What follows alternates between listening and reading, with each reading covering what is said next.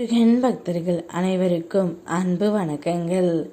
என் அன்பு குழந்தையே, இன்று செவ்வாயில் உன்னை சந்திக்க ஒருவர் வந்து கொண்டே இருக்கின்றார் தங்கமே.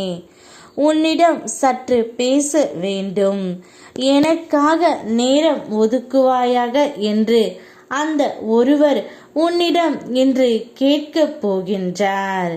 யார் என்று தானே நீ மனதில் குழம்பிக் கொண்டு இருக்கின்றாய். இதை முழுமையாக கேள், உனக்கே புரியும் தங்கமே. எப்பொழுதும் என்னையே நினைத்து கொண்டு இருக்கின்றாயே, கொஞ்சம் திரும்பி பார், உன் பின்னால் தான் இருக்கின்றேன்.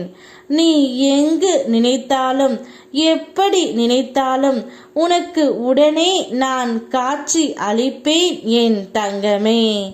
இதற்காகத்தான் அப்பா உன்னை நான் தேர்ந்து எடுத்தேன். நீ எனக்கு சேர வேண்டிய பிள்ளை. நீ எங்கே இருக்க வேண்டும், எப்படி இருக்க வேண்டும் என்பதை நான் தான் முடிவு செய்வேன். நீ என்னிடம் இருந்தால் மட்டும்தான் உனக்கு நிம்மதி கிடைக்கும் என்று எனக்கு தெரியும்.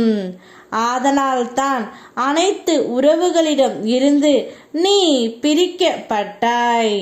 உன் உறவுகளிடம் இருந்து அனாதையாக பிரிக்கப்பட்டு விட்டாய் என்று எத்தனை முறை என்னிடம் அழுது இருக்கின்றாய்.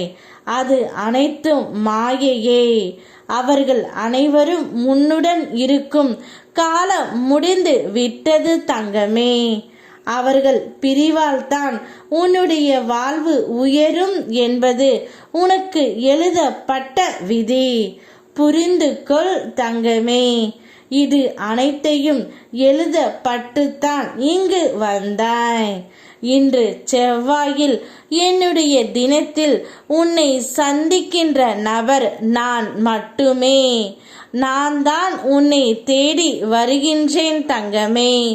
உன்னிடம் பேச வேண்டும் என்று உனக்காக கேட்பது நான் மட்டுமே. எனக்காக நேரம் ஒதுக்குவாயாக என்று உன்னிடம் கேட்க போறதும் நானே. நான் வரும் நேரத்தில் உன் வீட்டில் உள்ள பிரச்சனைகள் அனைத்தும் போய்விடும். இனி நான் உன்னை பார்த்து கொண்டு தான் இருப்பேன்.